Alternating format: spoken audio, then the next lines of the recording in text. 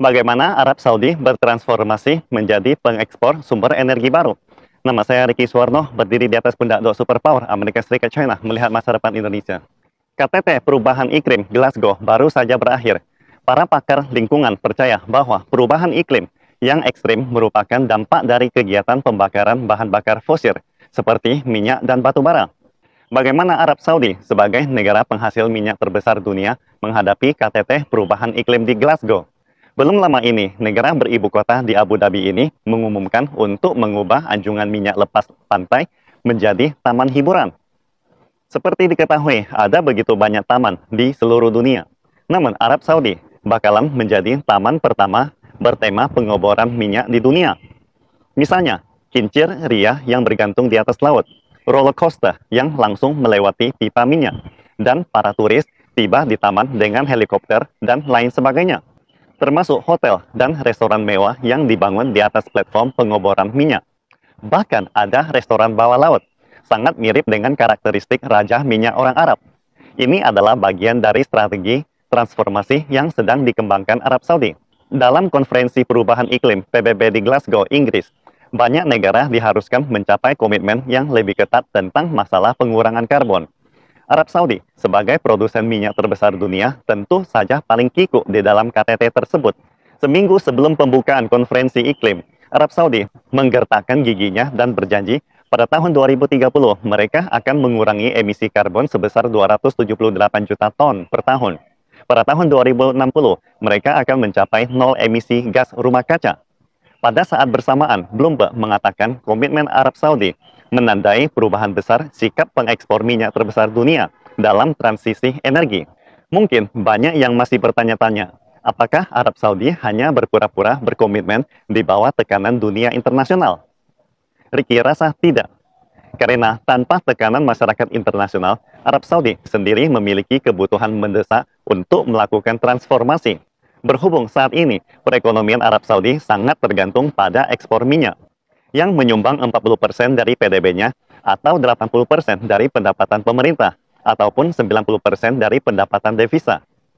Jadi, jika bauran energi global benar-benar terjadi perubahan yang signifikan, misalnya ketika negara pengimpor minyak terbesar dunia, China, yang mengandalkan energi bersih untuk mencapai swasembada energi, pasti akan menjadi pukulan besar bagi perekonomian Arab.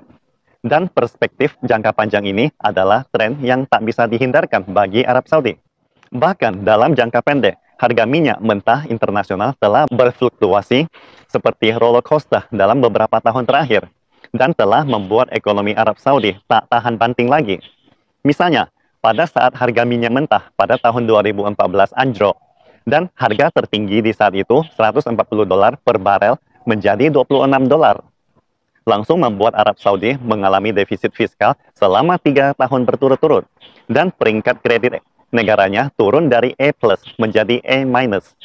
Naik turunnya perekonomian telah menyebabkan banyak masalah internal dalam Arab Saudi sendiri.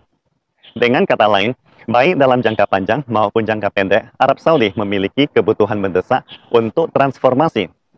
Pada awal tahun 2016, Arab Saudi mengumumkan untuk menghilangkan ketergantungan perekonomian minyak yang sangat parah. Jadi, kalau tidak mengandalkan ekspor minyak, lalu harus mengandalkan apa? Salah satu arah yang paling masuk akal adalah mengembangkan industri pariwisata. Karena Dubai, Abu Dhabi, dan Oman di dunia Arab telah mengembangkan industri pariwisata yang cukup berhasil. Dan Arab Saudi bisa langsung menirunya. Arab Saudi merencanakan untuk menjadi tujuan wisata global, menarik 100 juta pengunjung pada tahun 2030. Arab Saudi telah membuka visa turis kepada 49 negara, 200 situs warisan nasional, dan berinvestasi dalam pembuatan beberapa taman wisata kelas atas. Salah satunya adalah taman hiburan platform pengoboran lepas pantai yang disebutkan di atas. Namun, ambisi Arab Saudi tidak hanya menjadi negara wisata. Arab Saudi memiliki ambisi transformasi yang lebih besar, yaitu menjadi eksportir energi bersih, atau lebih spesifiknya menjadi eksportir utama energi hidrogen. Mengapa energi hidrogen? Seperti diketahui, pembakaran hidrogen hanya menghasilkan air, jadi merupakan energi bersih. Pertanyaan selanjutnya adalah, apa keunggulan Arab Saudi di bidang energi hidrogen? Mari kita mempelajari terlebih dahulu bagaimana cara menghasilkan hidrogen. Salah satunya adalah pembakaran bahan bakar fosil untuk menghasilkan hidrogen. Biayanya rendah tetapi emisi karbonnya sangat tinggi. Hidrogen semacam ini disebut hidrogen abu-abu. Yang kedua adalah menggunakan gas alam untuk menghasilkan hidrogen melalui steam methane reforming. Gas alam juga merupakan bahan bakar fosil, tetapi dapat dikurangi sebagian dengan teknologi penangkapan karbon dan penyimpanan karbon yang disebut hidrogen biru. Yang ketiga adalah melalui pembangkit listrik fotovoltaik, tenaga angin, dan lain sebagainya, dengan emisi nol karbon, tetapi sangatlah mahal. Hidrogen jenis ini disebut hidrogen hijau. Jika Arab Saudi ingin memenuhi komitmen pengurangan karbonnya, tentu saja tidak boleh memproduksi hidrogen abu-abu, melainkan harus berfokus pada pengembangan hidrogen biru dan hidrogen hijau. Untuk memproduksi hidrogen biru, Arab Saudi kaya akan gas alam dan juga agresif mengembangkan teknologi penangkapan karbon dan penyimpanan karbon. Arab Saudi memiliki banyak keunggulan dalam memproduksi hidrogen hijau, karena sebagian besar tanah Arab Saudi adalah gurun pasir yang sangat panas dan gersang, merupakan keuntungan besar dalam pembangkit listrik tenaga surya.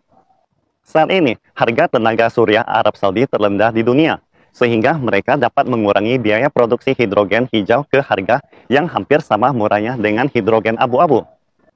Selain keunggulan sumber daya, Arab Saudi juga memiliki keunggulan pasar dalam reformasinya menjadi eksportir utama energi hidrogen. Negara-negara konsumen minyak dan gas utama saat ini, seperti Uni Eropa dan Asia, juga merupakan pasar konsumen utama energi hidrogen di masa depan. Pelanggan sudah tersedia dan tidak memerlukan pengembangan baru. Dalam hal transportasi, baik itu transportasi pipa atau laut, infrastruktur Arab Saudi juga sudah tersedia. Itulah sebabnya Arab Saudi berkomitmen menjadi pengekspor hidrogen biru dan hidrogen hijau terbesar di dunia. Pada September tahun lalu, Arab Saudi mengirimkan batch pertama hidrogen biru ke Jepang.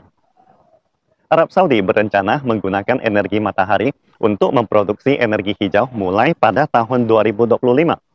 Sebenarnya, tidak hanya Arab Saudi, tetapi juga beberapa negara penghasil minyak utama di Timur Tengah, serta negara-negara pengekspor sumber daya seperti Rusia dan Australia, juga sangat aktif menata energi hidrogen. Misalnya, Rusia berencana mengekspor 200.000 ton energi hidrogen pada tahun 2024, yang akan mendominasi 20% pangsa pasar global pada tahun 2035. Hal ini menunjukkan era lama telah berlalu, dan pola ekspor energi global di masa depan akan mengalami perombakan besar-besaran. Pastikan Anda subscribe dan share akun ini supaya senantiasa mendapatkan info terbaru tentang teknologi terkini AI berkaitan. Salam Indonesia Maju!